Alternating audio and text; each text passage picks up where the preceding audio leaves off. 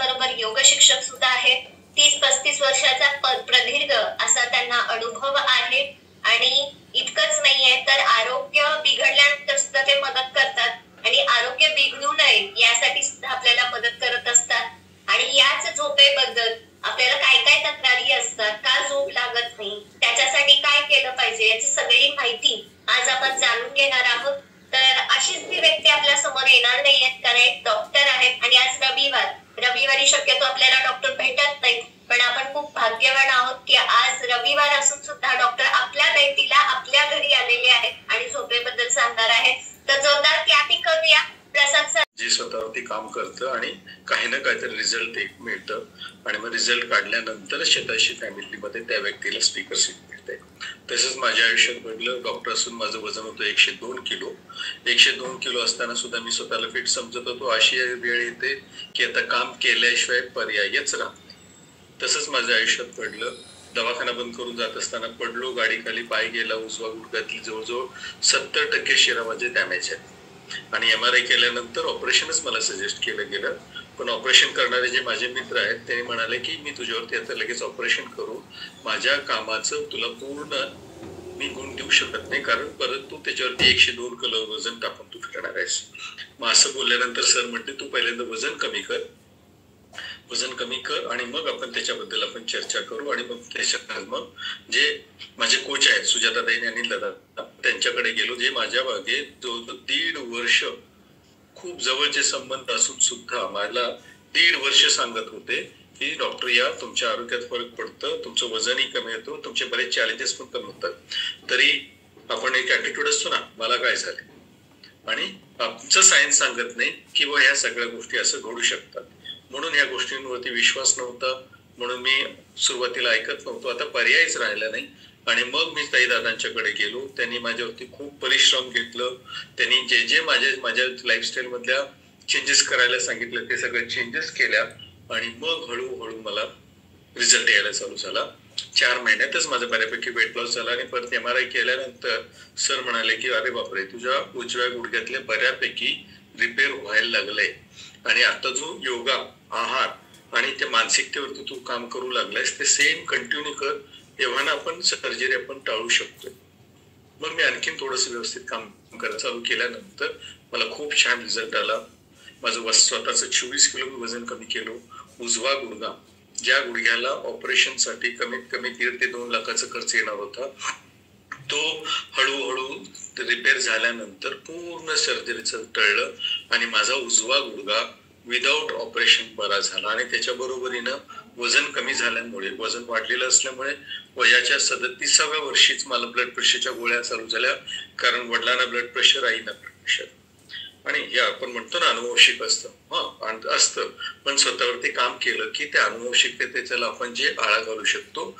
आणि तसंच माझ्या आयुष्यात पण घडलं.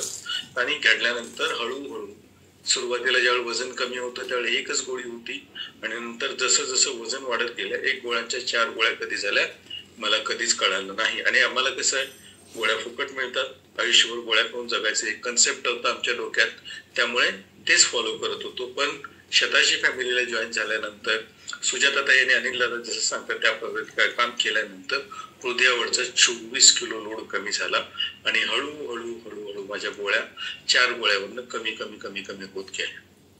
म्हणजे गेलो वजनासाठी काम करायला, म्हणजे ऍक्च्युली उजव्या गुडघ्यासाठी काम करायला, वजन कमी झालं, ऑपरेशन टळलं आणि माझ्या ब्लड प्रेशरच्या गोळ्याही कमी झाल्या. हे ह्या शैलीमध्ये आल्यानंतर, लाईफस्टाईल मध्ये मॉडिफिकेशन केल्यानंतर बऱ्याच गोष्टी, आहार, विहार, विचार, ह्या तिन्ही गोष्टीवरती ज्यावेळेला मी स्वतः काम केलं त्यावेळेला मला असं जबरदस्त रिझल्ट मिळाला. तेव्हा ना तुम्हालाही सर्वांना रिझल्ट येऊ शकतं, प्रोव्हाइडेड आपण स्वतःवरती काम करतो त्यावेळेला. तर आजचा आहे आपल्या ह्या रिझल्ट मिळवण्यामध्ये कुठलेही चॅलेंजेस असू दे, मग डायबिटीस असू दे, ब्लड प्रेशर असू दे, वजन कमी करायचं असू दे, थायरॉइड असू दे, वेगवेगळ्या म्हणजे इव्हन स्किन डिसीजेस, बरं का, सोरियासिस सारखा दुर्धर आजार, आपला म्हणतो ना संधिवात, ह्या सर्व गोष्टीच्या मध्ये झोपेचा रोल प्रचंड आहे. आता बघा, आपण गुड मॉर्निंग म्हणायला लागलोय, पण काय ऐकायला लागलोय, झोपेचं ऐकायला लागलोय. कारण झोप ही एका व्यक्तीची समस्या नसून जागतिक समस्या झाली. संसर्गजन्य रोग आहे का? नाही, पण ठराविक एरियामध्ये ठराविक लोकांच्या मध्ये खूप प्रमाणात एकाच वेळेला आढळायला लागले, म्हणून ही एक जागतिक समस्या आणि पॅन्डेमिक म्हणून याला डिक्लेअर केलेलं आहे वर्ल्ड हेल्थ ऑर्गनायझेशन. म्हणजे किती इंटेन्सिटी आहे. इनफॅक्ट जवळ आपण जर भारताचं जर का रेशो जर बघायचं म्हटलं, जवळजवळ 50% भारतीय लोक झोपेच्या या ना त्या तक्रारींनी त्रस्त आहेत. त्यातल्या त्यात 4 पैकी एका व्यक्तीला बरंच झोपेचा प्रॉब्लेम आहे. इव्हन अलीकडे परवाच एका पेडियाट्रिशियनचे माझे एकदम खास मित्र आहेत, त्यांच्याशी येते आणि तिला ऊब देते, माया देते, संगोपन देते, मग बाळ शांत होतं. सेम आपलं शरीर ज्यावेळेला झोप मागत असते त्यावेळेला आपल्या झोपेत ना आपल्या शरीराचं तिन्ही लेवलवरती, तिन्ही लेवल म्हणजे कुठल्या कुठल्या, शारीरिक, मानसिक आणि भावनिक, ह्या तिन्ही लेवलवरती आपलं प्रॉपर त्याला जे पाहिजे ते शरीराला मिळतं आपल्या झोपेत आणि आपण रेज्युमिनेट होतो. म्हणजे आपण पूर्ण आधीपेक्षा छान पद्धतीने आपण आपल्याला स्वतःला चांगलं बनवतो. म्हणजे हे झोपेचं तेवढी जबरदस्त आपला इफेक्ट असतो. आता बघा, तुम्ही म्हणणार झोप एवढं सगळं माहिती असून झोप म्हणजे नेमकं काय माहितीये का, किती कालावधी घ्यायला पाहिजे हे माहितीये का? हो सर, आम्हाला माहितीये की आम्ही रोजच झोपतो. एकदा म्हणतो आम्ही 2-2 वेळा झोपतो दिवसातून. मग तुम्ही आम्हाला काय वेगळं काय सांगणार आहे? हो, असं काहीतरी आपण वेगळं समजून घेणार आहे, कारण झोप तेवढी खूप महत्वाची आपली क्रिया आहे. आता नेमकं झोप म्हणजे काय? हे झोप ना, हे रोज आपल्याला जसं भूक लागते, जसं तहान लागते, ही आपल्या शरीराची एक नैसर्गिक क्रिया आहे. नैसर्गिक म्हणजे काय? नॅचरल. आपण होय म्हणू नाही म्हणू, हे होणारच आहे. तशा पद्धतीने ही झोप आहे आणि आपल्या शरीराची नॅचरल क्रिया आहे. आता झोप म्हणजे काय नेमकं ते आपण बघू. झोप ना ही मेंदूचं आणि शरीराचं हे कॉर्डिनेशन, आणि जेवढं हे कॉर्डिनेशन चांगलं, जेवढं हे बॅलन्स घट्ट, जेवढं हे बॅलन्स पॉवरफुल, तेवढं आपलं झोपेची क्वालिटी आणि झोप हे आपली 100% चांगलं होत असतं. आता बघा नेमकं झोप, आता शारीरिक आणि मानसिक हालचाली याच्यामध्ये कमी होतात बरं का. मग आपण मानसिक कमी होतो म्हणजे आपण मूर्छित जातो का? 100% नाही. आपलं शरीराला जाणवणाऱ्या ज्या ज्ञानेंद्रियाकडून येणाऱ्या ज्या सिग्नल्स असतात, आता ज्ञानेंद्रियाकडून येणारे सिग्नल्स कुठले कुठले आहेत? स्पर्श आहे, वास आहे, टेस्ट आहे, पेन आहे. ह्या सगळ्या गोष्टींना आपल्या मेंदूकडे पूर्ण क्षमतेने न जाता आपलं मेंदूचा आणि शरीराची हे पूर्ण विश्रांती होते. का होते? इथे ना आपलं श्वसनाची गती, हार्ट रेटची गती, स्पंदन जे आपलं हृदय करतं म्हणजे पल्स म्हणतो ना, या सगळ्या गोष्टींचं एक ठराविक लेवल पर्यंत ते कमी येतं. त्यामुळे शरीराला जेवढं पाहिजे तेवढं चेतना मिळत नाही, म्हणून आपलं शरीर मानसिक आणि शारीरिक लेवलवरती आपलं शरीर पूर्ण विश्रांती मोड मध्ये जातं, रेस्ट मोड मध्ये जातं. म्हणून ह्याला आपण काय म्हणतो? हे झोप. हे झोप ही जी क्रिया आहे, ह्या सगळ्या लेवलवरती आपल्याला रेस्ट मोड मध्ये गेल्यानंतर शरीराचं तिन्ही लेवलवरती, मानसिक, शारीरिक आणि भावनिक, ह्या तिन्ही लेवलवरती आपल्याला पूर्ण विश्रांती मिळते. म्हणून आपण आतून एकदम रिज्युमिनेट होतो. म्हणून ह्या गोष्टीचं आपण खूप खूप महत्व आहे. आणि आपलं जर का आरोग्य खरोखर चांगलं पाहिजे असेल तर झोप आपलं अत्यंत व्यवस्थितपणे होणं अति गरजेचं आहे. झोपेचं ना खूप व्याख्या बदलत चालले बरं का. कारण पूर्वी झोप म्हणतो झोपणारा, जास्त झोपणारा आळशी समजलं जायचं, त्याला निष्क्रिय समजलं जायचं. पण अलीकडे ना झोपेवरती एवढं रिसर्च झालेलं आहे की झोप प्रॉपर का होणं गरजेचं आहे, आणि जास्त झोप घेणारा आळशी आहे का, अदरवाईज कमी झोप घेणारा तो खूप तल्लख आहे का, तर ह्या सगळ्या गोष्टींबद्दल आपण चर्चा करणार आहोत. का हे सांगितल्यामुळे ना आपल्याला नेमकं कशा पद्धतीनं आपण झोप घ्यायला पाहिजे, आपल्याला शरीराला जर खूप व्यवस्थित करायचं असेल तर झोपेचं काय महत्व आहे ते आपण थोडस जाणून घेणं अति महत्वाचं आहे. कारण का पूर्वी काय म्हणायचं माहितीये का, अति शरीरही झोपते असं बोलत होते, आणि कमी झोपणाऱ्याला हे माणूस भारी असं म्हटलं जातं. कमी झोप मिळत असेल तर स्वतःबद्दल आपण खूप प्राऊड फील करण्यासारखं त्याच्यामध्ये आता काहीही राहिलेलं नाहीये. कारण त्याचे जे रिसर्च आहे ते रिसर्च खूप सांगतं. कारण रिसर्च काय आहे, झोप कसं लागतं, क्वालिटी झोप म्हणजे काय, झोपेचे काय स्टेप्स आहेत, नेमकं आपल्याला झोप व्यवस्थित लागतं का, माझी झोप क्वालिटी आहे का, ह्या सगळ्या गोष्टीबद्दल आपण आता जाणून घेणार आहोत. झोपेचं अनन्य अति महत्व आहे बरं का.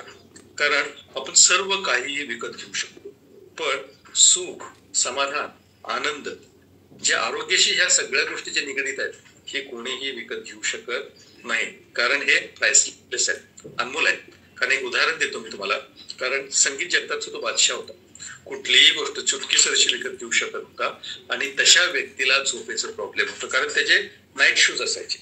जवळजवळ 30 पेक्षाही जास्त त्याच्या नावे संगीत जगतातले त्याचे वर्ल्ड रेकॉर्ड आहेत बरं का. गिनीज बुक आहे, साधे साधे वर्ल्ड रेकॉर्ड नाहीत, Guinness book of world record मध्ये त्याचं नाव नोंदलं गेलेलं आहे. आणि तो दुसरा तिसरा कोण नसून Michael Jackson, world largest fan following music मधलं असं त्याचं वर्ल्ड मधलं गिनीज वर्ल्ड रेकॉर्ड आहे.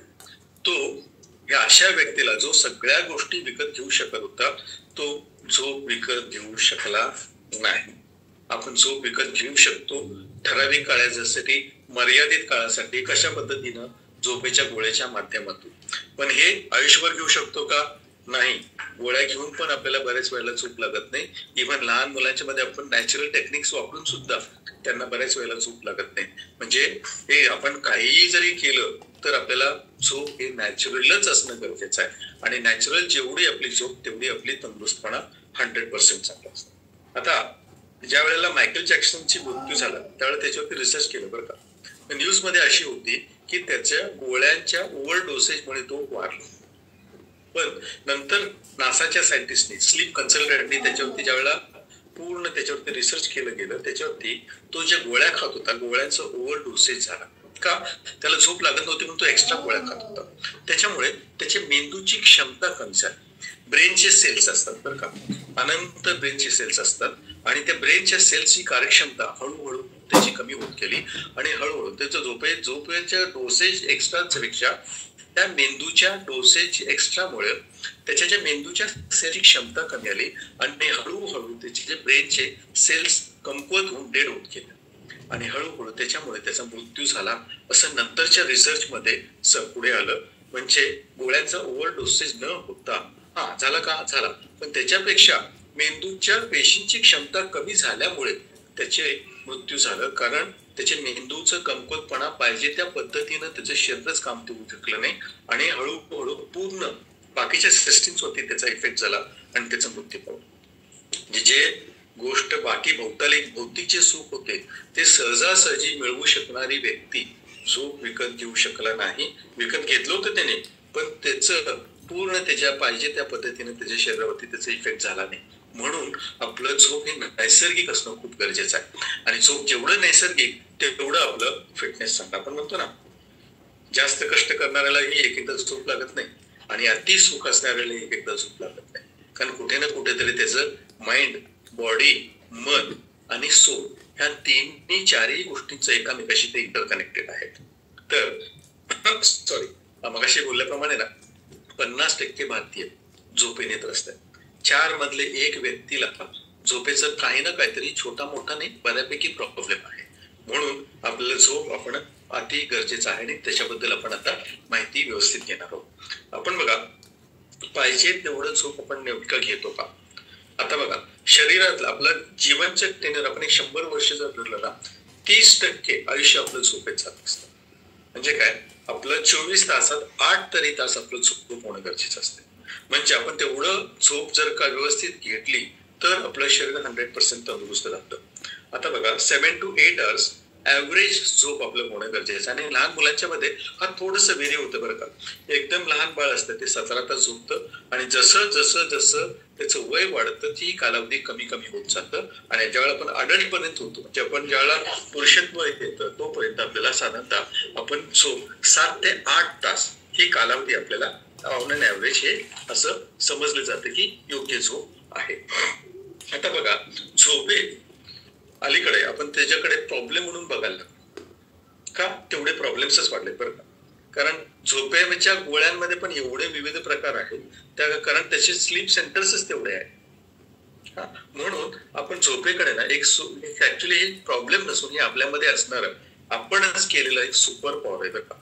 आणि हे सुपर पॉवर आपल्याला रिपेअर करण्यासाठी खूप उपयोग होत असतं. आणि झोपेची क्वालिटी चांगली होण्यासाठी आपलं स्लीप कोऑर्डिनेशन सेंटर असतात ना, ते खूप चांगले असणं गरजेचं असतं आणि त्यांची कार्यक्षमता व्यवस्थित असणं खूप गरजेचं असतं. आता बघा, डोळ्याचं सेंटर एक आहे बरं का, नाकाचं सेंटर एक आहे, ज्याच्याकडून आपल्याला इझिली आपल्याला ह्या सगळ्या गोष्टी इझिली कळतात आपल्याला. पण झोप हे 3, 4 ते 5 सेंटरवरती अवलंबून आहे. आणि हे चारीचं पाचीच्या सेंटरमध्ये नेमकं त्याच्या डिटेल्स मध्ये आपण न जाता आपण ह्या चारही पाचही सेंटरचं जर का प्रॉपर कोऑर्डिनेशन झालं तर आपल्याला झोप साऊंड येऊ शकतं आणि व्यवस्थित येऊ शकते. तर हे कोऑर्डिनेशन झाल्यानंतर ना आपण झोप हे 3 स्टेप मध्ये आपण जाणून घेऊ.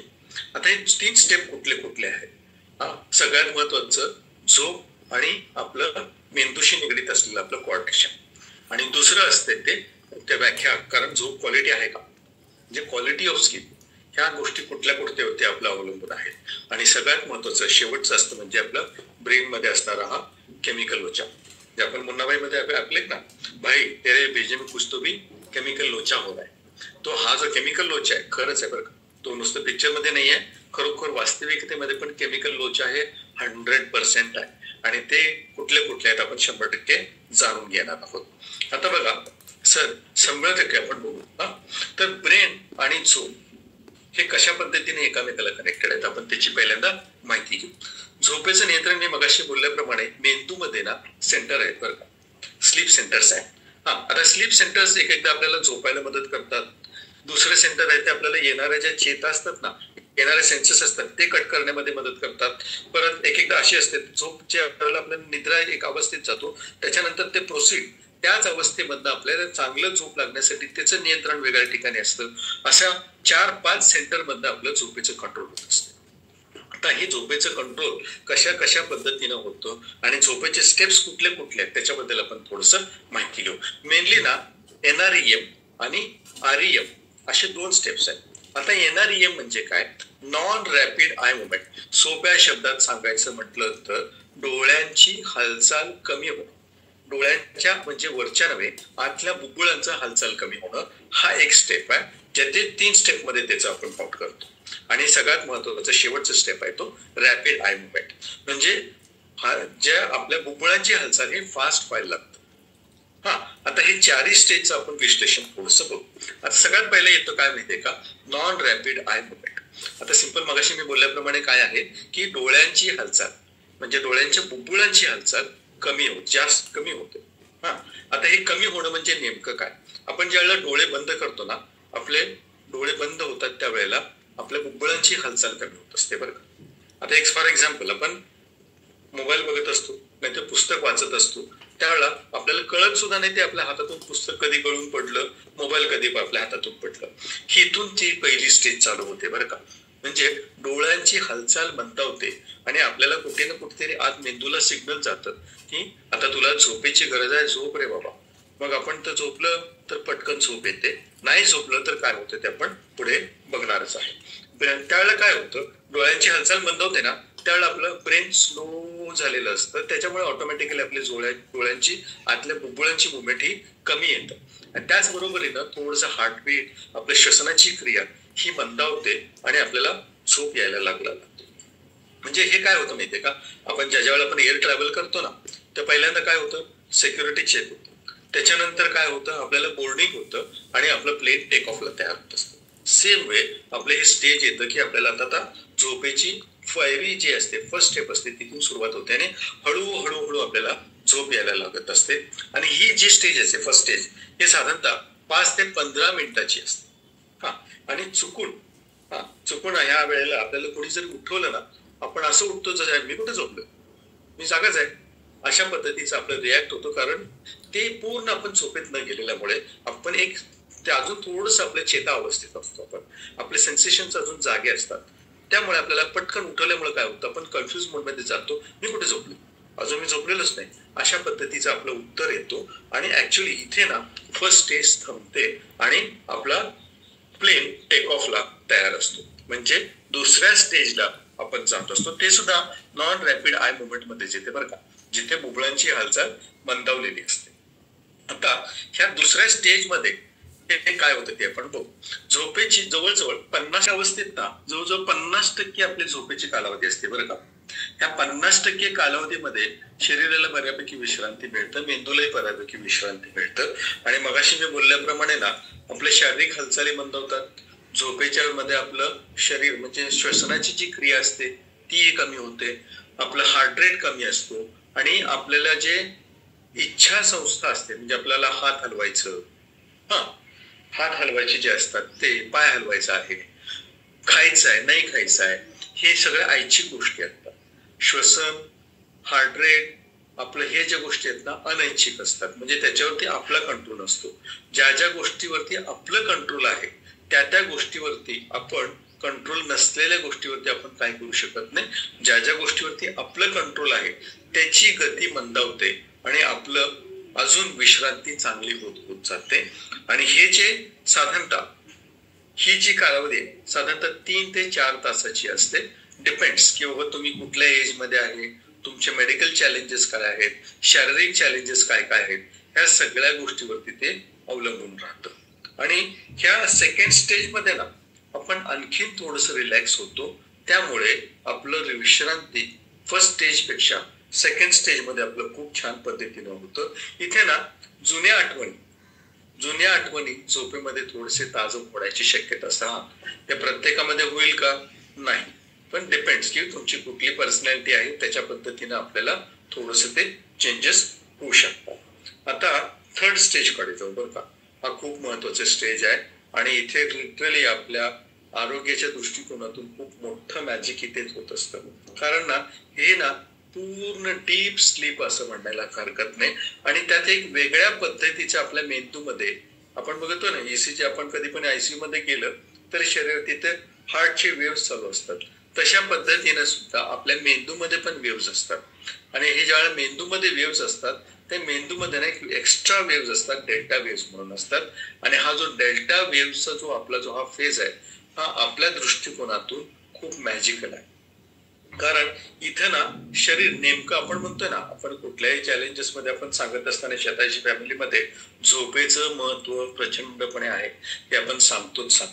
आणि ह्या डेल्टा वेव्ह ज्या वेळेला आपले प्रॉपर पद्धतीने येतात तिथं शरीर पेशी आपल्याला आपणच रिपेअर करायला चालू करतं. आणि 100% तिथे ना आपले जे बॉडीचे मसल्स असतात आणि आपले जे मेंदूच्या पेशी असतात, ह्या सगळ्या गोष्टी पेशी टू पेशी रिपेअर होण्याचा जो आपला हा जो फेज आहे ना, तो याला पण ट्रान्स फेज म्हटलं जातं. म्हणजे आपण ध्यानाला बसलेले असतात, महाराजजी वगैरे असतात ना, त्यांना एक वेगळ्या प्रकारचं त्याच्या ध्यानातून आनंद मिळत असतं. आणि सेम आपल्याला शरीराला ह्या ट्रान्स स्टेज मध्ये, ह्या थर्ड स्टेज मध्ये आपल्याला मिळत असते. आणि त्याच्या दृष्टिकोनातून जेवढं आपलं क्वालिटी स्लीप असते ना, ह्या ट्रान्स स्टेज मध्ये जर आपलं क्वालिटी स्लीप असेल तर आपलं शरीर बऱ्यापैकी बऱ्यापैकी जवळजवळ 80 ते 90% ह्या फेज मध्ये आपलं शरीर रिपेअर होत असतं.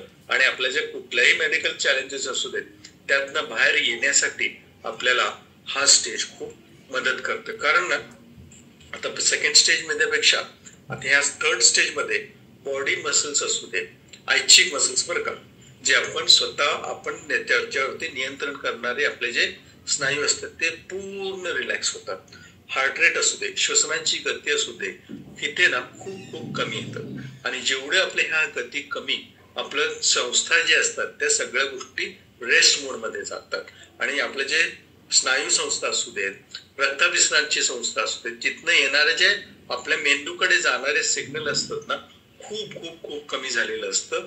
त्याच्यामुळे इथं माइंड, बॉडी आणि आपल्या ट्रान्स स्टेज मध्ये गेल्यानंतर संपूर्ण विश्रांती मिळते. त्याच्यामुळे इथं हा जो स्टेज आहे हा प्रचंड मोठा असतो. आता ह्या स्टेज मध्ये उठवल्यानंतर ना आपण कन्फ्युज स्टेज मध्ये जातो. करता अचानक काहीतरी घडतं आणि आपण ज्या वेळेला उठवलं, कोण काय नेमकं मी कुठे आहे हे त्यावेळेला त्या व्यक्तीला कळत नाही. त्यामुळे आपलं शरीर एक कन्फ्युज मोड मध्ये गेलं जातं. आणि माइंड ना आपल्या कन्फ्युज मोड मध्ये गेल्यानंतर आपण ह्या गोष्टीमध्ये अडकतो की नेमकं मी कुठे आहे आणि नेमकं मी काय करायला लागलं हेच मला कळत नाही. त्याच्यामुळे हा जो फेज आहे हा खरोखर जबरदस्त खूप महत्वाचा स्टेज असल्यामुळे ह्याच्यामुळेच आपण बॉडी पूर्ण रिपेअर होत असतं. आणि हा स्टेज खूप महत्वाचा आहे. आता त्याच्यानंतर बघा, ही थर्ड स्टेज झाली. थर्ड स्टेज नंतर आपल्याला हे खूप महत्वाचं असतं, आपण नेमकं जागे कधी होणार. झोपूनच राहिलं तर चालेल का? नाही होणार. आता प्लेन परत लँड होण्याची वेळ आली. आता प्लेन ज्यावेळेला लँड होतं, ज्यावेळेला प्लेन लँड होते ना, घसकन आपल्याला तिथे जग बसतो, आतमध्ये आपण बसलेला असतो त्यावेळेला. सेम वे आपल्या ज्या आय मुवमेंट्स असतात इथे वाढायला लागतात. आय मुवमेंट्स म्हणजे काय, आपल्या पापड्यांच्या आत असलेल्या बुबुळांची मुवमेंट ही वाढते आणि फ्लाईट लँड होणार म्हणजे आपण जागे होणार हे शरीराला कुठे ना कुठेतरी कळायला लागतं. कारण डोळे बंद असतात तरी पण ना आतल्या बुबुळांची मुवमेंट एक्स्ट्रा व्हायला लागतं. आणि हे एक्स्ट्रा व्हायला लागते इन द सेन्स म्हणजे काय, एखादी आपण हॉरर मूवी असतो त्यावर अदरवाईज आपण ज्यावेळी क्रिकेट बघत असतो, टेनिस बघत असतो, बॅडमिंटन बघत असतो, शटल जिथे जातं तिथे आपले आय मुवमेंट्स होत असतात. अशा पद्धतीनं आपलं रॅपिड आय मुवमेंट्स व्हायला लागतात आणि आपण हळूहळू आपण जागे व्हायला लागतो आणि ब्रेन त्यावेळेला खूप ऍक्टिव्ह होतं आणि पूर्ण ऍक्च्युली तसं बघायला तर बॉडी पॅरलाइज झाल्यासारखं असतं, पण हळूहळू आपलं बॉडी आणि आपलं माइंड हळूहळू आपलं जागे व्हायला लागतं आणि झाल्यासारखे होते. आणि ही वेळ साधारणतः एक वेगळ्या प्रकारचं आपलं फॅन्टसी असतं बरं का. इथे वेगवेगळे स्वप्न पडतात आणि काल्पनिक स्वप्न पडत असतात ह्या स्टेजमध्ये. खरे होऊ शकतात, नाही होऊ शकतात हे आपल्याला माहित नाही आणि त्याला असं काही सायंटिफिक रिझन पण नाहीये की आपलं हे काय आहे, त्याचं आपण कोरिलेट पण करू शकत नाही एकामेकांच्या स्वप्नाचा. कारण तो थॉट प्रोसेस अशा पद्धतीने असतं ते फॅन्टसी वर्ल्ड मध्ये आपण गेल्यासारखं असतं आणि फॅन्टसी वर्ल्ड मध्ये गेल्यासारखं असतं. त्यामुळे हे सहजासहजी आपल्याला लक्षात पण राहतात आणि आपण उठल्यानंतर बऱ्याच गोष्टी आपल्याला लक्षात पण राहत नाहीत. म्हणून हा जो स्टेज आहे हा वेकअप स्टेज आहे आणि वेकअप स्टेज मध्ये आपण हळूहळू जागे होतो आणि पॅरालाइज झाल्यासारखे होतो थोड्या वेळासाठी, पण पटकन आपण जागे होतो. आणि असे हे चारही स्टेजेस ज्या वेळेला आपलं कोऑर्डिनेशन मध्ये असतं त्यावेळेला आपलं झोप क्वालिटी आणि क्वांटिटी मध्ये आपल्याला जर मिळत असतं. कारण ही प्रत्येक स्टेज आहे ना साधारणतः 90 ते 110 मिनिटाचा असतो, डिपेंड्स एज आणि तुमचे चॅलेंजेस. आणि हे ज्या वेळेला चांगले स्टेजेस होतात आणि ज्याच्यावरती आपलं कालावधी आहे तर आपलं स्लीप पॅटर्न चांगलं झालं की आपलं शरीर 100% रिपेअर होतं.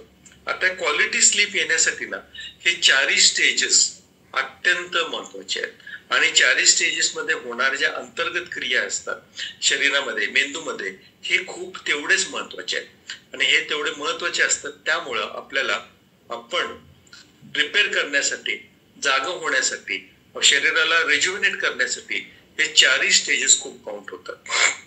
कारण क्वालिटी स्लीप जर का आपल्याला जर पाहिजे असेल तर ह्या चारही स्टेजेस खूप महत्वाचे आहेत. तर ह्या चारही पण बरं का इथे पण आहे. कारण खरोखर काही लोक, कारण ह्या चारही स्टेजेस मध्ये ना आपण बरेच लोकांच्या मध्ये आपण हे अनुभवतो बरं का. काही लोकांना पडल्या झोप लागते, काही लोकांना झोप येण्यासाठी एक धडपड करावी लागते, काही लोकांना भरपूर प्रयत्न करून सुद्धा झोप येत नाही आणि काहींना सकाळी झोपेतून उठल्यानंतर सुद्धा आणखीन झोपावंसं वाटते आणि परत उठल्यानंतर सुद्धा आणखीन झोपावंसं वाटते. कारण त्यांची झोपेची क्वालिटी हॅम्पर्ड असते आणि झोपेची क्वालिटी आणि क्वालिटीसाठी ह्या दोन्ही याच्यामध्ये ना याची झोपेची कालावधी आणि झोप येणारे जे सातत्य आहे ह्या दोन्ही दृष्टिकोनातून खूप महत्व असतं आपल्याला. आणि ते महत्व काय आहे आणि आपल्या झोपेची क्वालिटी का आपल्याला मिळत नाही त्याची थोडस आपण कारण काय त्याच्याबद्दल थोडस स्टडी करू. कारण ह्या कारणांना जरी आपण दूर जरी केलं तर आपल्या झोपेची क्वालिटी सुधारायला काय हरकत नाही.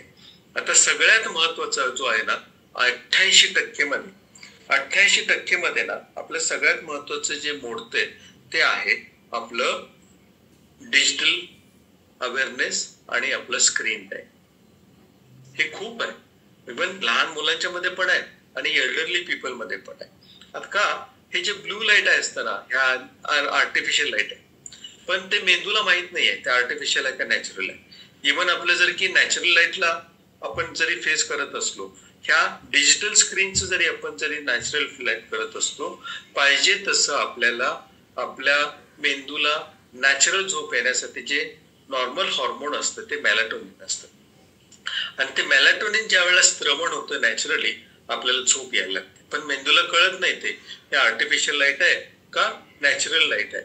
त्याच्यामुळे मेंदूला ते झोप न येण्यासाठी जे कारण असतं ते मेलाटोनिन जे प्रॉपर अमाऊंट मध्ये प्रॉपर वेळेला ते सिक्रेटच होत नाही.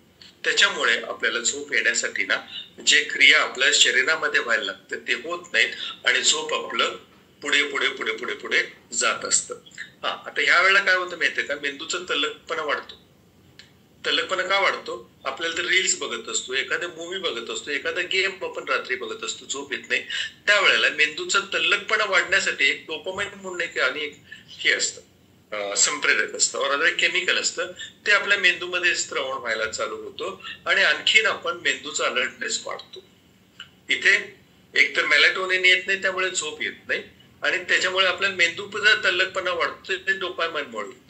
आणि डोपामाइन ज्या वेळेला येतं त्यावेळेला मेलॅटोनिन परत आपलं कमी येत जातं आणि आपण परत जागे व्हायला लागतो आणि झोपेची इथे जी क्रिया, नॅचरल होण्याची जी क्रिया असते ते पूर्ण बिघडते आणि आपल्याला पाहिजे त्या पद्धतीनं झोप येत नाही. कारण आपण मेंदूचा तल्लखपणा वाढल्यामुळे ना आपण आणखीन स्क्रोल करत जातो, आणखीन काहीतरी इंटरेस्टिंग बघत जातो. कारण मेंदू त्या एन्जॉय करायला चालू करते, ते रील्स एन्जॉय करायला चालू करते, कॉमेडी सिरियल्स एन्जॉय करायला चालू करते, गेम्स एन्जॉय करायला चालू करते. म्हणून आपलं झोप हॅम्पर होतो.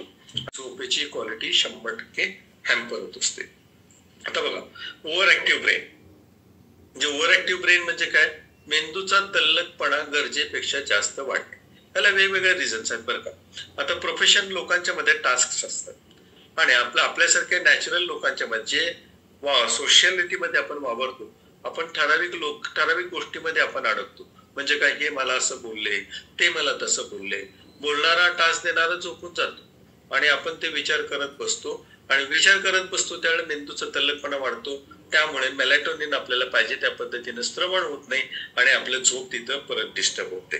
आणि त्याच्यानंतर बघा, सगळ्यात महत्वाचं असतं ते आपलं बॉडी क्लॉक. बॉडी क्लॉक म्हणजे काय? आपल्याकडे पण 24 तास आहेत आणि नॅचर मध्ये पण 24 तास आहेत.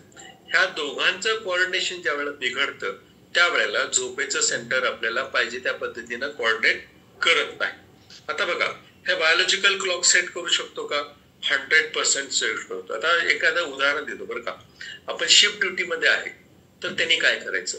कारण एक धोनीचं मी एक उदाहरण देतो, कारण धोनी एकदा त्याच्या मुलाखतीत म्हटलं होता, तुम्ही एवढं फ्रेश कसं राहताय? खेळामध्ये तुमचं रात्री झोप नव्हतं, तुम्ही कॉन्सन्ट्रेशन कसं करू शकताय? IPL ज्या वेळेला असतं ते युजली नाईट मॅचेस असतात ना, मॅचेस ज्या वेळेला संपतात त्यावेळेला 12-1 वाजलं असतं. पण धोनीचं शेड्यूल फिक्स आहे की तो झोपतो किती वाजता? पहाटे 3 वाजता झोपतो आणि उठतो साधारणतः 11-12च्या दरम्यान. म्हणजे त्याची जी शरीराची जी गरज आहे, त्यावेळेला झोपणं नॅचरल आहे का? नाही. पण शरीराची गरज आहे ना, शरीराची गरज तो पूर्णपणे भागून घेतल्यानंतर दुसऱ्या दिवशी परत तो ताजा तवाना नेक्स्ट गेमला तो तयार करतो. म्हणजे काय, आपलं बायोलॉजिकल क्लॉक जो आहे, आपण ज्या पद्धतीने ऑर्डर देतो त्या पद्धतीने ते ऍडजस्ट होतं. पण वारंवार ते चूक करणं बरोबर नाही. पण ज्या वेळेला गरज आहे त्या वेळेला ते थोडंसं आपण टिक थोडंसं चेंज करून आपलं सायकल थोडंसं आपण व्यवस्थित करून घेणं अति महत्वाचं आहे. कारण आपलं वेकअप टाइम आणि आपण ज्यावेळेला बेड टाइम, हे दोन्ही गोष्टी कोऑर्डिनेशन करून घेतलो, शरीराला पाहिजे त्या वेळेला पाहिजे त्या पद्धतीने विश्रांती देऊ शकतो. हा थोडंसं कॉन्ट्रोवर्शियल पॉइंट आहे. जे लोक प्रोफेशनल आहेत त्या लोकांच्या मध्ये आपल्यासारखं जे नॅचरल जी झोप असतं ते नॅचरल टाइमलाच व्हायला पाहिजे. कारण का, इथे ज्यावेळेला रिदम बिघडते ना, इंटरनल सगळ्या गोष्टी बिघडत जातात. ज्यावेळी इंटरनल गोष्टी जर बिघडलं त्याला रिपेअर करण्यासाठी खूप वेळ लागतो आणि ते आपल्या हातात येण्यासाठी बिघडवणं खूप सोपं आहे आणि रिपेअर करायला खूप वेळ लागतं. त्यासाठी हे जे बायोलॉजिकल क्लॉक, बॉडी क्लॉक हे जे असतात ना, ह्या दोन्ही गोष्टी अति महत्वाच्या आहेत. आता बघा, जास्त झोप असणं चुकीचं आहे का? नाही. पण अति झोप पण चुकीचं आहे आणि कमी होत असेल तरी पण ते रॉंग आहे. कारण हे झोप 3-4 गोष्टींवरती खूप अवलंबून आहे बरं का. हे झोपेच्या ह्याच्यामध्ये ना, मी म्हटलं ना, झोप आपलं का हॅम्पर होतो, झोप का डिस्टर्ब होतो, कारण ह्याच्यामध्ये खूप मोठ्या गोष्टीनं कॉन्ट्रीब्युट करणारे असतात. सगळ्यात महत्वाचं म्हणजे आपलं वय. आपण जसं वय वाढत जातं तसं आपल्या हॉर्मोनची संख्या कमी होते आणि आपल्या झोपेची क्वालिटी जसं वय वाढेल तसं हॅम्पर होऊ शकतं. आता फिजिक मध्ये आपण अति लठ्ठ आहे का? अतिलट्ट असणाऱ्यांच्या मध्ये झोपेचं प्रॉब्लेम बऱ्यापैकी असतं. तशामध्ये सुद्धा आपलं फिजिक्स सुद्धा खूप महत्वाचं आहे. आता फिजिकल ऍक्टिव्हिटी आपली किती राहते, बरोबर. झोपेसाठी फिजिकल ऍक्टिव्हिटी खूप खूप महत्वाचं आहे. आपलं जर का सिलेंडरी लाईफस्टाईल असेल, बैठक जर का आपली जीवनशैली असेल, त्या लोकांच्या मध्ये झोपेचा प्रॉब्लेम आढळण्याचं संभव बऱ्यापैकी असतं. त्याच्यानंतर आपलं म्हटलं ना वर्क पॅटर्न, दोन्हीचं मी एक्झाम्पल दिलं. ज्यांच्या शिफ्ट ड्युटीज आहेत त्यांना सुद्धा झोपेचा प्रॉब्लेम असण्याची बऱ्यापैकी आता अलीकडे आहे. आणि चॅलेंजेस म्हणजे आपलं नेमकं फिजिकल चॅलेंजेस काय काय, त्यातल्या त्यात दमा असणाऱ्या लोकांना, हृदयाशी रिलेटेड आजारांना, किडनीशी रिलेटेड आजारांना, प्रेग्नेन्सीमध्ये, ह्या सगळ्या गोष्टी आपलं झोप डिस्टर्ब करणारे असतात, बऱ्यापैकी असतात ना.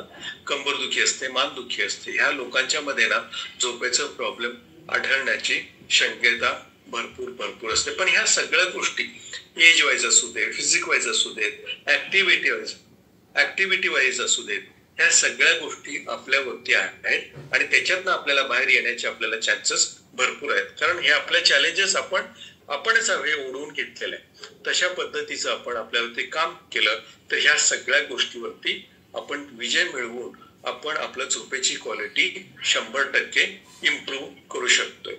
आता त्याच्यानंतर जे सगळ्यात महत्वाचं आहे बघा, झोप प्रॉपर नाही झालं तर काय, कारण हाच सगळ्यात महत्वाचा गोष्ट आहे.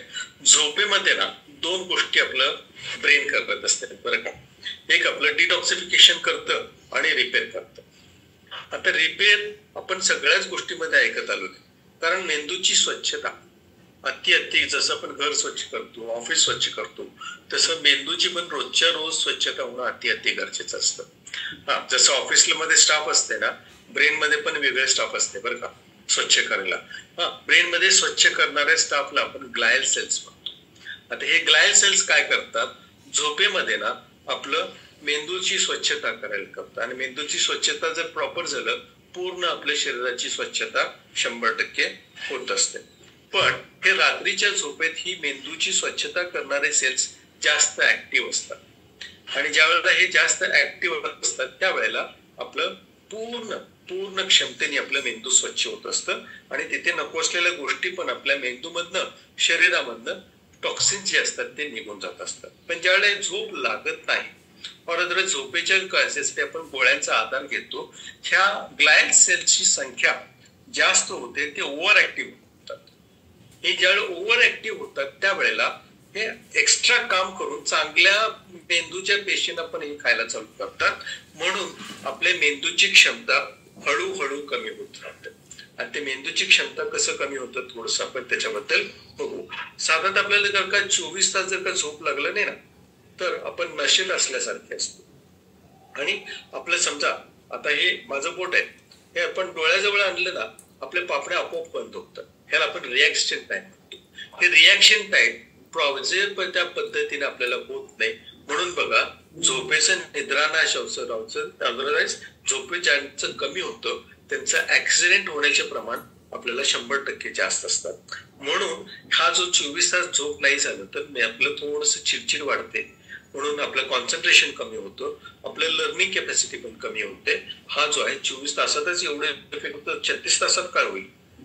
कारण 36 वेळा आपल्याला जर झोप लागत नाही, ब्लड मध्ये एक वेगळ्या प्रकारचे अँटीजेन्स तयार होतात आणि आपल्या शरीराची क्षमता, आपलं डिसीजेसची फाईट करण्याची आपली क्षमता, प्रतिकारशक्ती हे थोडस खालावते आणि आपण वारंवार आजारी पडण्याची शक्यता इथे वाढत असतात. 36 तास 48 तास काय होईल, 48 तास ह्याच्यापेक्षा पण बद्दल कंडिशन होते. कारण नशा जे असते ना हे अजून वाढते. नेमकं आपण काय करायला लागलोय, काय नाही करायला लागलो हेच आपल्याला कळत नाही आणि आपलं जो कॉन्सन्ट्रेशन असतं, चिडचिड त्याच्यामुळे वाढतं. आणि इव्हन आपले जे पर्सनल विषय असतात ना त्याच्यामध्ये सुद्धा आपल्याला बऱ्यापैकी आपल्याला प्रॉब्लेम येण्याची शक्यता असते. कारण हे स्टेजेस वाढतच जातात आणि मेंदूवरचं आपलं नियंत्रण कमी होत जातं. 48 तासात होते तर 72 तासात काय होईल. 72 तासात ना हा खूप डेंजर स्टेज कंडिशन असतं आणि नेमकं आपण एक रेज स्टेज मध्ये असतो. प्रत्येक गोष्टीला चिडचिड करतो, प्रत्येक गोष्टीला रिॲक्शन करण्याचा आपला जो टायमिंग असतो ते कमी झालेलं असतं.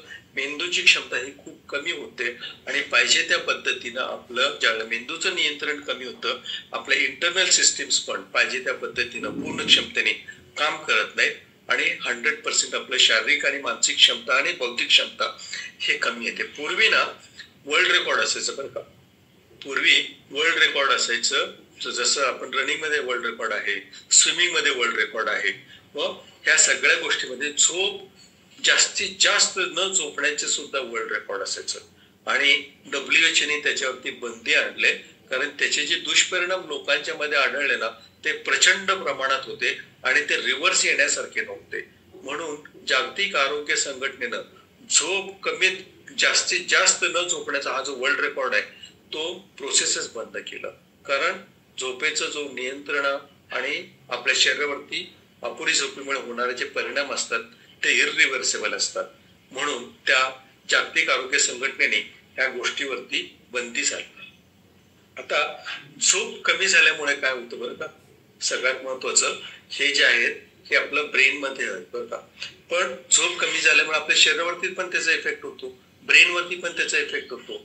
कारण ब्रेन कन्फ्युज मोड मध्ये जातं आणि आपलं जे ब्रेन ज्यावेळेला कन्फ्युज मोड मध्ये गेल्यानंतर ना आपण गजनी होतो, म्हणजे शॉर्ट मेमरी लॉस, कॉन्सन्ट्रेशन होत नाही, आपलं शिकण्याचं जे आपलं जे असतं ते कमी होतं. पूर्वी बघा आम्ही सुद्धा तशातलंच होतो बरं का, रात्रभर जागायचो आणि अभ्यास करायचो.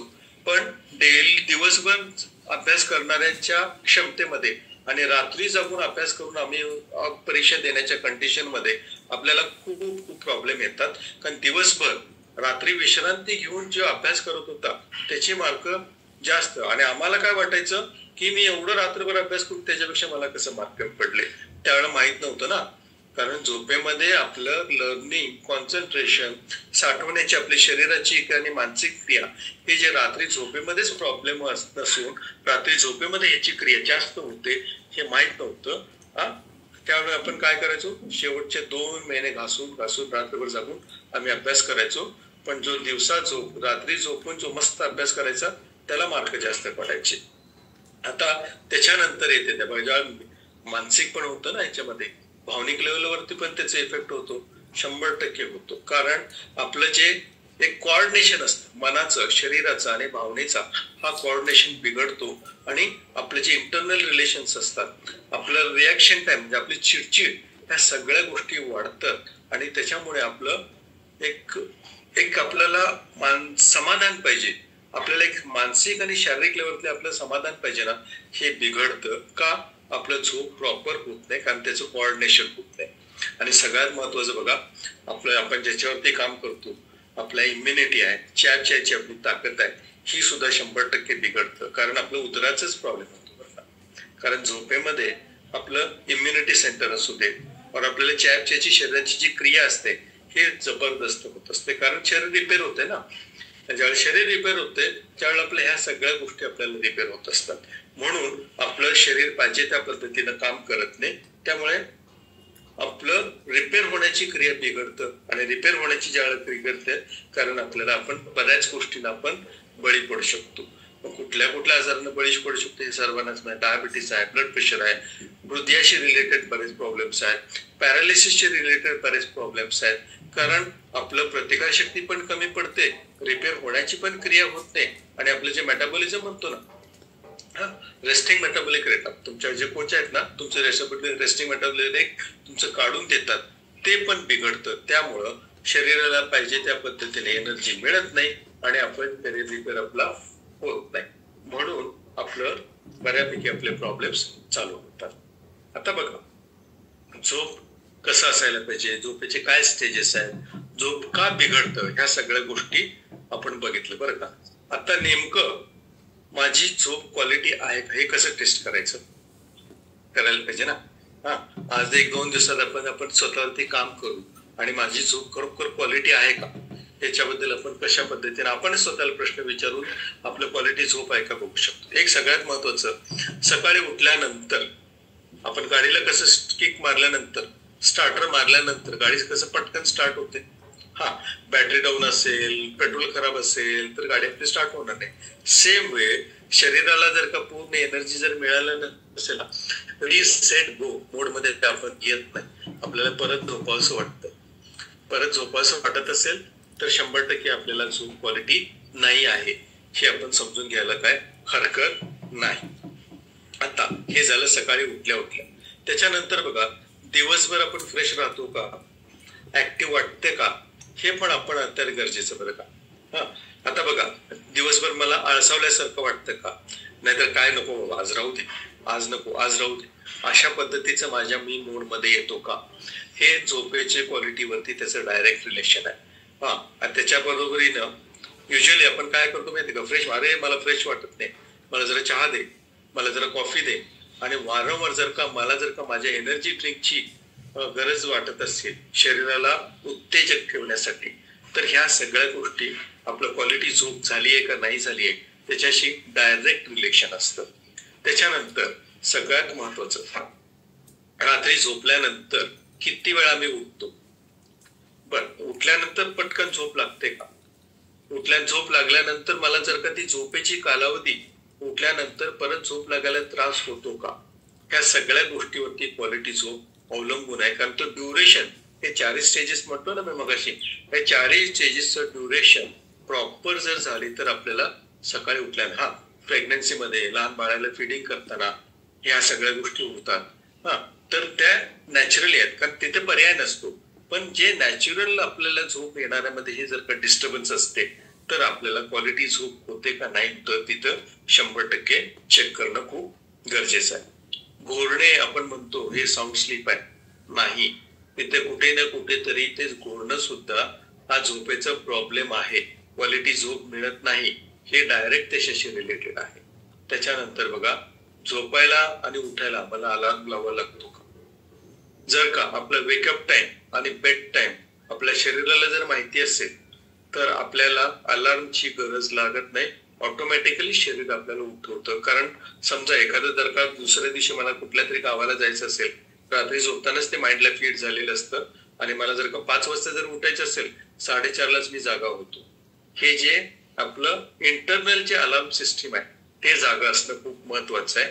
आणि हे क्वालिटी झोपेवरती हे कोऑर्डिनेट होत असतं माइंड आणि बॉडीला. म्हणून हे क्वालिटी झोप आहे का नाही आपले चेक पॉइंट्स आहेत. आणि हे चेक पॉइंट्स वरती आपण जर काम केलं आणि मगाशी झोप का येत नाही त्या पॉइंट्स वरती जर आपण काम केलं, आपलं शरीर ऑटोमॅटिकली चांगलं झोप घेऊ शकते. आता बघा, झोप चांगलं घेण्यासाठी आपण काय काय करायला पाहिजे. सगळ्यात महत्वाचं डिजिटल कर्फ्यू. डिजिटल कर्फ्यू म्हणजे काय, आपलं स्क्रीन टाइम मग ते कसं कमी करणं हे आपल्या हातात आहे. आणि कारण का माहितीये का, नॅचरल स्त्रवण होण्यासाठी मेलॅटोनिन कमीत कमी ह्या आर्टिफिशियल लाईट पासून आपण 2 ते 3 तास आपण जास्त जवळ असणं गरजेचं आहे. 2 ते 3 तास तरी आपण त्या डिजिटल स्क्रीन पासून आपण लांब असायला पाहिजे, जेणेकरून आपलं नॅचरल मेलॅटोनिन सिक्रेट व्हायला चालू होत असते. त्याच्यानंतर प्रॉपर मॉडरेट एक्सरसाइज मध्ये एक्सरसाइज करा, जॉगिंग करा, वॉकिंग करा, योगा करा. कारण हे हॉर्मोनल बॅलन्स करण्यासाठी आपल्याला खूप महत्वाचं असते. आता झोपेमध्ये ना आपण काय म्हणतो, मेलॅटोनिनच खूप महत्वाचं आहे. मेलॅटोनिनच खूप महत्वाचे नसून आपल्याला बरेच वेगवेगळे आपल्याला केमिकल्स आहेत जे आपल्याला झोपेसाठी खूप महत्व करत असतात. आणि ह्या सगळ्या गोष्टींचं हॉर्मोनल बॅलन्स जर झालं आपल्याला झोप महत्वाचं असतं. आता हे कुठले हॉर्मोन्स आहेत, मेलॅटोनिन आहे, कॉर्टिझोल आहे जे खूप आणखीन एक खूप महत्वाचं हॉर्मोन आहे, oestrogen, progesterone, testosterone, ghrelin, leptin, हे असे वेगवेगळे हॉर्मोन्स आहेत. ते म्हणतो ना केमिकल लोचा, हे केमिकल लोचा ह्या आपल्या शारीरिक योगा, मेडिटेशन, योग निद्रा ह्या माध्यमातून आपलं ते करेक्शन करू शकतो. आणि आपण जर काही केमिकल बॅलन्स प्रॉपर जर झालं आपल्याला झोपेची क्वालिटी 100% सुधारतं. आणि त्याच्यानंतर सगळ्यात महत्वाचं आपलं आहे ना, आपलं स्लीप सायकल आपण प्रॉपर आणणं खूप गरजेचं आहे. म्हणजे काय, bed going to bed time म्हणजे झोपला किती वाजता जायचं, उठायचं किती वेळेला. कारण हे बॉडी क्लॉक आणि बाहेरचं क्लॉक हे एकामेकाला कोऑर्डिनेट करून काम करत असतात.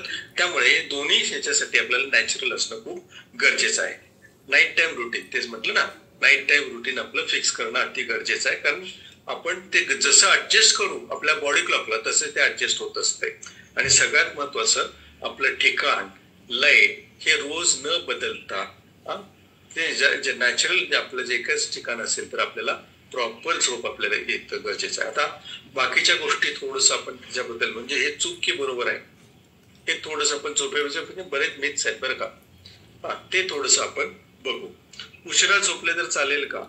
नाही, कारण बॉडी क्लॉकला आणि नॅचरल क्लॉकला हे माहित नाहीये की बाबा आपल्याला कधीही झोपलं तर चालतं का नाही, कारण तिथे परत आपलं झोप डिस्टर्ब होणार आहे.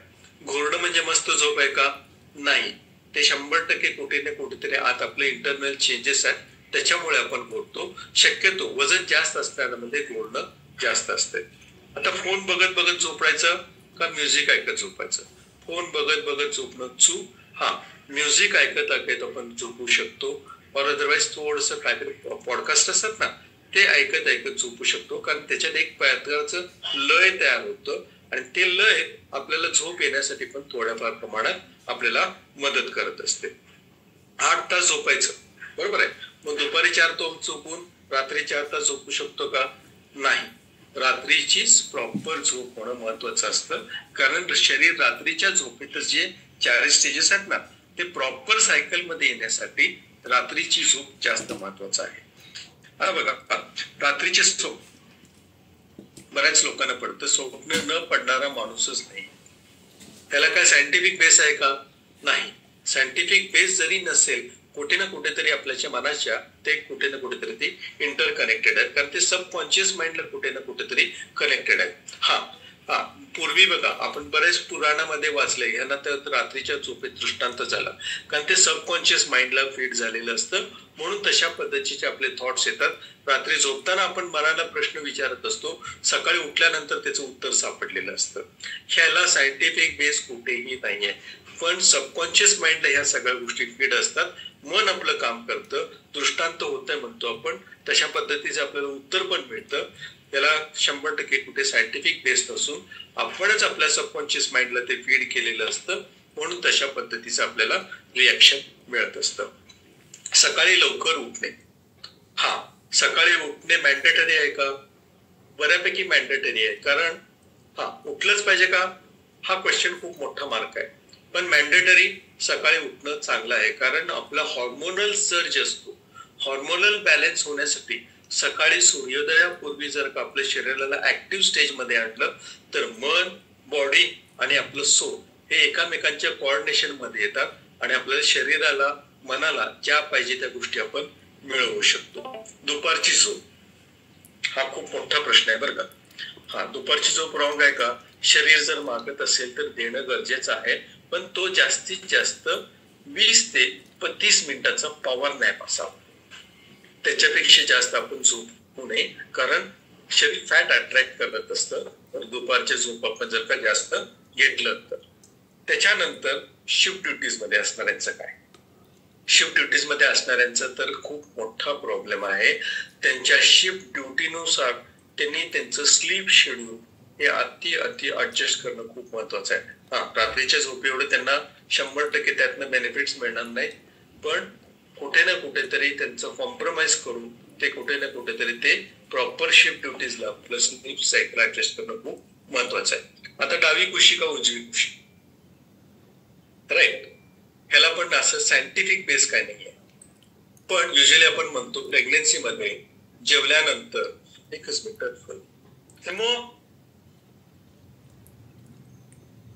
झोपेमध्ये आपल्याला प्रॉपर डाव्या कुशीत झोपायचं का उजव्या कुशीवर झोपायचं ह्या गोष्टी 100% असं सायंटिफिक रिझन नाही आहे. पण प्रेग्नन्सी मध्ये पेन्स होत असले तर बऱ्यापैकी गोष्टींना आपण त्याच्यावरती आपण आपल्या फिजिकल कंडिशन नुसार आपण ठरवायचं आहे का डाव्या कुशीवरती झोपायचं का उजव्या कुशीवर झोपायचं का पोटावरती झोपायचं, ह्या सगळ्या गोष्टी. कारण ह्या वेळेला ना त्यावेळेला डायफ्रॅम वरती म्हणजे श्वसन पटल असतं ना आणि ह्याच्यावरती आपल्याला प्रेशर येत असतो, त्याच्यामुळे आपल्याला झोप डिस्टर्ब होण्याची शक्यता असते.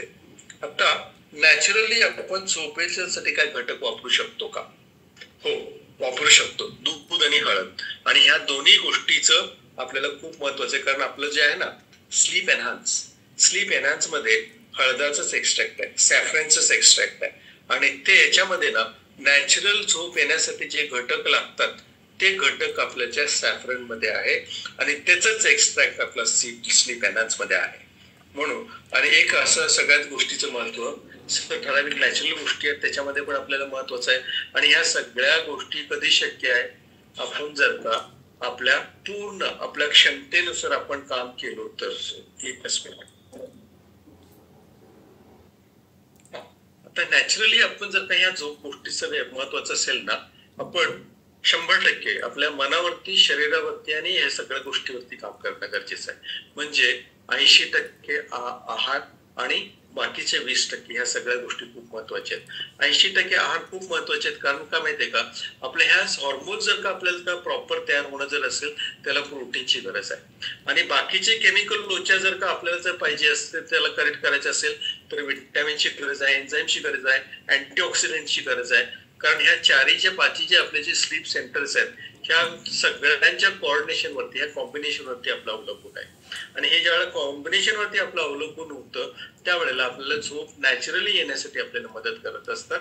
आणि तेच आपण आपल्या मॉर्निंग फ्युएल स्टेशन वरती आपण करत असतो.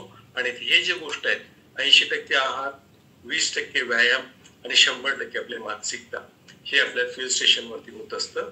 आणि त्याच्यासाठी आपण या सगळ्या गोष्टी ज्यावेळेला आपण टोटॅलिटी वरती आपण काम करतो, झोपेची क्वालिटी सुधारायला आपल्याला ते मदत करतात. आणि ज्यावेळेला आपली झोपेची क्वालिटी सुधारते त्यावेळेला ऑटोमॅटिकली आपण आयुष्यभर, आणि म्हणजे म्हणतो ना आपण 100% विनाकाठी विना औषध आपण 100% करू शकतो. त्यासाठी झोप झोप झोप अति अति अति महत्वाचं आहे. Thank you so much.